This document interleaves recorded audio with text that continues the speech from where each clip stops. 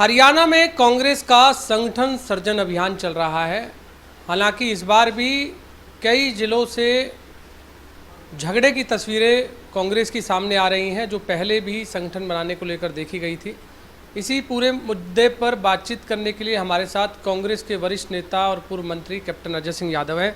Sir, एक बार फिर 11 साल बाद आपने कोशिश तो की संगठन बनाने के लिए, एक अभियान भी चलाया, संगठन सर्जन अभियान, लेकिन अभी भी हम देख रहे हैं कि चरखी दादरी, टोहाना, फरीदाबाद, इस जगह से कई ऐसी तस्वीरें आई हैं झगड़ों की। आखिर फिर ये झगड़ा थमने का नाम नहीं ले रहा है। लोगों में जोश है और मतभेद तो होने चाहिए।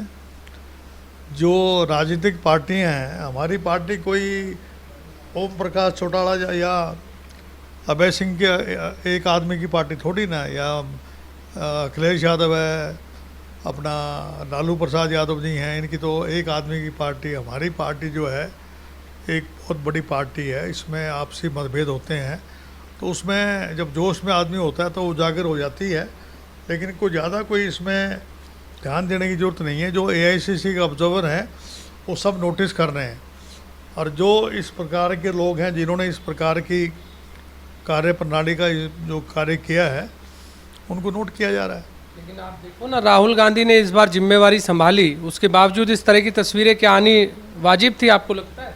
नहीं, राहुल गांधी जी ने ये थोड़ी ना कहा था कि भाई आप जो इस प्रकार की बात करो। राहुल गांधी जी ने तो एक, अब देखिए हमारे यहाँ गुड़गांव में जो है बहुत पीसफुली काम हुआ, महेंद्रगढ़ में बहुत पीसफुली काम हुआ, फरीदाबाद में बहुत पीसफुली काम हुआ, रेवाड़ी में बहुत 2-3 जगह अगर ऐसी कोई बात होगी है तो ये तो आम बात है। और यहाँ तो राष्ट्रीय अध्यक्ष नहीं बना पा रहे हैं BJP वाले, उनमें इतने भारी मतभेद हैं कि नड्डा साहब जो हैं वो उन्हीं का राज चल रहा है, आज तक अपना राष्ट्रीय अध्यक्ष नहीं चुन पा रहे।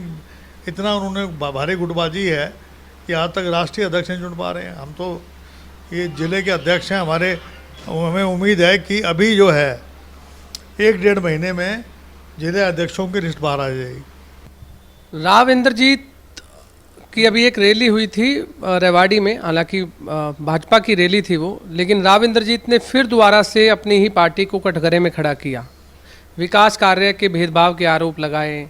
पूर्व मुख्यमंत्री जो रहे मनोहर लाल खट्टर, उनको लेकर के भी निशाना साधा। आखिर ये विकास की जो कार्यों की जो बातें हैं वो एक मंच पर क्यों वो भाजपा को ही कोसते नजर आते हैं? इससे पहले कांग्रेस को भी उन्होंने कोसा। आपने देखा कि जब तत्कालीन मुख्यमंत्री रहे भूपेंद्र सिंह हुड्डा को भी उन्होंने विकास कार्य के भेदभाव के आरोप लगाए। एक बार फिर वो कह रहे हैं कि यहाँ भेदभाव होता है, क्या वजह मानते हैं? चिरंजीवी राव ने थोड़े दिन पहले पीछे बयान दिया था कि राव इंद्रजीत पुराना नोट है, जिसको अब वो बाज़ार में चलेगा नहीं, क्योंकि जब एक बार नोट जब उसको हटा देते हैं, जैसे पहले 500 का नोट ख़त्म, 1000 का नोट ख़त्म किया था, इसी तरीके से ये जो नोट है राजनीतिक रूप से समाप्त हो चुका है, चरम सीमा पे आ गया है। इनकी आदत है कि भाई मेरे पास कोई काम के लिए ना आए, तो इसलिए पहले ही कह दो मुख्यमंत्री के आगे कि भाई मेरी चलती नहीं है। तो राव इंद्रजीत का जो दाव है बहुत पुराना हो गया। लोग समझ चुके हैं कि ये केवल स्वार्थ की राजनीति करना चाहते हैं, अपना आराम से गोल्फ खेलते हैं, आराम से अपना लोगों से मिलने का समय नहीं है। अभी हमारे भगवानपुर, रामगढ़ भगवानपुर के वहाँ 10 एकड़ के लिए पानी के लिए जगह दी थी, और वहाँ हॉस्पिटल बनाने के लिए पूरी पंचायत गई थी, गांव के कम से कम 200-300 आदमी गए थे, उनको मिले नहीं। तो अगले के पास मिलने का समय नहीं है, भाग का जो है धनी है। इस बार अगर राज बब्बर की जगह मुझे टिकट मिली की होती तो मामला दूसरा होता।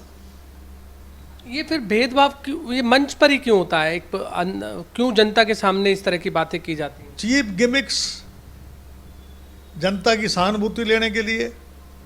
और अब देखो राव साहब ने कमाल कर दिए, भाई कहेगा भाई मान गए भाई, बड़ा आंडी आदमी है, और करना कुछ नहीं, लेना देना कुछ नहीं, वही अपना जो है लोगों को बेवकूफ़ बनाना, और कुछ नहीं। हमने देखा अभी हाल ही में जल भराव को लेकर काफ़ी जो तस्वीरें हैं वो वायरल हुई हैं। आपने भी एक तस्वीर फेसबुक पर वायरल की थी।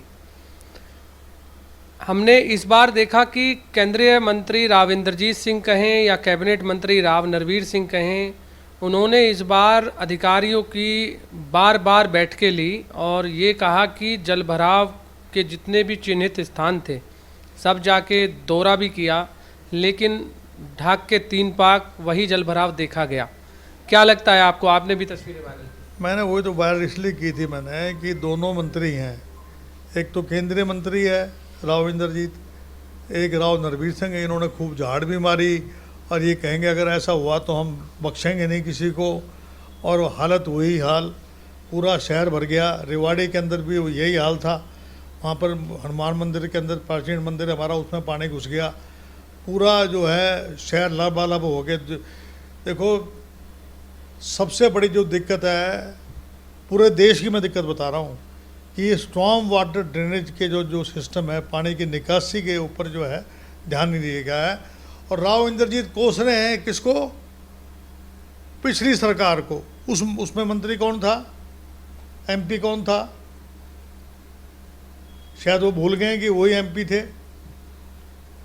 तो इस तरीके से अपनी को बचाने के लिए,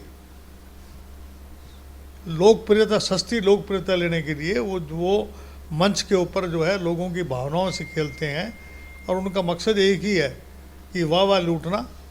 और उसके बाद जो है क्या, हमारी मुख्यमंत्री से बनती नहीं है, मेरी चलती नहीं है भाई, और उसके बाद जो है जनता को जो है भ्रमित करते हैं। अच्छा, जलभराव के कारण क्या मानते हैं जो गुड़गांव में आपने देखी उसका तस्वीर? कारण एक ही है कि नाले साफ नहीं हुए, स्टॉर्म वाटर ड्रेनेज सिस्टम वो ठीक नहीं बना है। गुड़गांव मिलेनियम सिटी है, सबसे ज़्यादा जो है पैसा इन्होंने लगा दिया, 500 करोड़ रुपए लगा चुके हैं। वो कहाँ गए 500 करोड़ रुपए? जब तक जो है नीयत साफ नहीं होगी, बड़े बड़े जो है वाटर, स्टॉर्म वाटर ड्रेनेज ये लगाएं ताकि वो पानी की निकासी हो। और उसके लिए यही है कि इनको कोई एक ड्रेन बनानी चाहिए, उस ड्रेन में चली जाए और उस पानी को जो है, जो किसान जो है उसको उठा ले, पानी को लेक बना दे, कोई बड़ी अच्छी लेक बना दे, उसमें पानी चला जाए। यानी कोई ना कोई वाटर कंजर्वेशन के लिए जो स्टेप उठाने चाहिए वो इन्होंने उठाए नहीं है। वाटर कंजर्वेशन के लिए स्टेप उठाने चाहिए इनको। मोहनलाल बडोली जो हरियाणा भाजपा के प्रदेश अध्यक्ष हैं, उनकी तरफ से अभी एक ट्वीट आया है। उस ट्वीट में लिखा है कि उनके संपर्क में कई कांग्रेस विधायक हैं, लेकिन उनकी एक शर्त है कि जो भी भाजपा में आएगा 2 साल तक कोई लोभ लालच वो ना करे, कोई किसी पद की लोभ लालच ना करे, तो वो आ सकता है। पता नहीं बडौली जी के सपने कहाँ ले रहे हैं, मुझे तो कोई लगता नहीं कोई एमएलए जाएगा। अभी मैं वो सपने ले रहे हैं, मुझे तो लगता नहीं कोई आदमी जाने वाला है, कोई एमएलए संपर्क में है। एमएलए देखो जी, संपर्क तो सबका होता है, बातचीत तो सबकी हो जाती है, लेकिन जाने की जब बात होती है तो आदमी 10 दफ़ा सोचता है। अपना घर, जो जिस घर में रहता है आदमी, पुराने घर में, उसको छोड़ने से पहले कई बार सोचता है। वो कह रहे हैं कि पद की लालच ना करें 2 साल तक कोई भी, अगर आना चाहते हैं। अब ये एक ऐसा प्रश्न है जिसका जवाब या तो बडोली जी ने वो बता दें भी कौन है। आपको लगता है अभी भी है कोई कांग्रेस में कुछ विधायक जो भाजपा के संपर्क में हो सकते हैं? मैं ना तो मैं विधायक हूँ, ना विधायक हूँ से मेरा पार्टी के कुछ वरिष्ठ नेता तो है ना जी। नहीं, वरिष्ठ नेता हूँ, लेकिन मेरे संज्ञान में ऐसी कोई बात है नहीं। अभय सिंह चौटाला ने भी प्रेस कॉन्फ्रेंस की है अभी हाल ही में। उन्होंने कहा है कि एक दिन के लिए मुझे मुख्यमंत्री बना दो, फिर देखता हूँ कि कौन बदमाश कहाँ होता है, हरियाणा से बाहर होगा और जेल में होगा। अब अभय सिंह जी जो हैं वन मैन आर्मी है, जो कह दें वो बढ़िया है। अब उनके बारे में क्या कहूँ, वो मेरे मित्र हैं और मैं समझता हूँ कि कभी अगर किस्मत में हुई तभी कुछ मिलेगा। अब ये तो इससे पूछो अपना नायब सिंह सैनी से, एक दिन के लिए उसको तो सीएम बनाएगा नहीं बनाएगा, एक दिन के लिए गद्दी छोड़ेगा नहीं छोड़ेगा, मैं तो क्या कह सकता हूँ। नायब सिंह सैनी विचार कर सकते हैं इसके ऊपर, तो एक दिन के लिए जो है उसको बैठा दें। अच्छा, अब आपका संगठन जो चल रहा है कब तक तैयार हो जाएगा, कब तक जिला अध्यक्षों की नियुक्ति होगी? कि अगले महीने जुलाई के आखिर तक या अगस्त के पहले हफ्ते में लिस्ट बाहर आ जाएगी। वर्किंग प्रेसिडेंट भी बना रहे हैं, दो और ग्रामीण में भी और अर्बन में भी, और प्रेसिडेंट भी बना रहे हैं ताकि हर जाति का जो है समीकरण बढ़ा के काम हो सके। लेकिन इस पर अभी एक बीजेपी के नेता ने कहा है कि जब तक इनका संगठन बनेगा चौथी बार सरकार बीजेपी की बन जाएगी। बीजेपी वाले तो अपनी बात ही कहेंगे, क्योंकि 11 साल से नहीं बना, वो कह रहे हैं कि अभी भी ऐसा ही है कि जब तक ये संगठन बनाएंगे चौथी बार। इस बार भी हमारी 37 सीट आई हैं, कुछ जो है कमी रही हमारे संगठन की, कुछ जो है इन्होंने ईवीएम मशीन में हेराफेरी करी है, कुछ जो है वोटों की जो है परसेंटेज एकदम बढ़ा दी गई, और कुछ जो नैरेटिव इन्होंने बना दिया हिंदू मुसलमान का हमारे यहाँ, जो मामन हमारे खान जी ने जो बयान दिया था कि भाई जो ये चुन चुन के जो है हम लोगों को यहाँ से निकाल देंगे मेवात से, उसका असर हमारे एरिया में बहुत पड़ा। और जैसे हम चले गए ईद के अंदर, हमने वो टोपी पहन ली ईद वाली, तो उसको जो है दिखाने लग गए। मामन का बयान और हम लोगों की जो है फोटोएं, तो वो दिखा के भाई ये तो पता नहीं मुसलमानों की पार्टी है, इस प्रकार का मतलब कि घटिया स्तर पे भारतीय जनता पार्टी पहुंच गई। और इसलिए जो है एक बात आप समझ लीजिए, कुछ जो है इन्होंने जाट नॉन जाट का नैरेटिव चला दिया, इन लोगों ने चलाया, क्योंकि ये इनके पास और तो कोई काम, तो विकास का काम तो कर नहीं सकते हैं, जात पात की बात करते हैं, धर्म के नाम का दुरुपयोग करते हैं और इस तरीके से करते हैं, इनका काम ही यही है। लास्ट सवाल ले लेते हैं। आजकल दो राव साहब की लड़ाई चल रही है, राव इंद्रजीत और राव नरबीर। हाल ही में मानेसर का नगर निगम चुनाव हुआ, हालांकि इस बार डायरेक्ट मेयर का चुनाव हुआ, जनता ने मेयर चुना, लेकिन सीनियर डिप्टी मेयर और डिप्टी मेयर की इस समय लड़ाई चल रही है और 12 पार्षद इस समय यात्रा पर रवाना कर दिए गए हैं कि तो नरबीर ले गया उनको, तो अपना मानेसर में तो भाजपा की ही सरकार है, भाजपा के ही पार्षद हैं, आखिर डर किससे? गुटबाजी तो होती है ना, वहाँ दो गुट हैं, एक राव इंद्रजीत गुट, एक राव नरबीर गुट, तो गुटबाजी तो है ना। हमने देखा 2011 में भी, की गुटबाजी के बारे में जिक्र नहीं करते हो आप, हमारी गुटबाजी का जिक्र करते हो आप। हमने देखा 2011 में भी जब नगर निगम का चुनाव हुआ था तो उस समय भी तत्कालीन मुख्यमंत्री भूपेंद्र सिंह हुड्डा को झटका दिया था राव इंद्रजीत ने, खुद अपना मेयर बनाया, सीनियर डिप्टी मेयर बनाया, डिप्टी मेयर बनाया।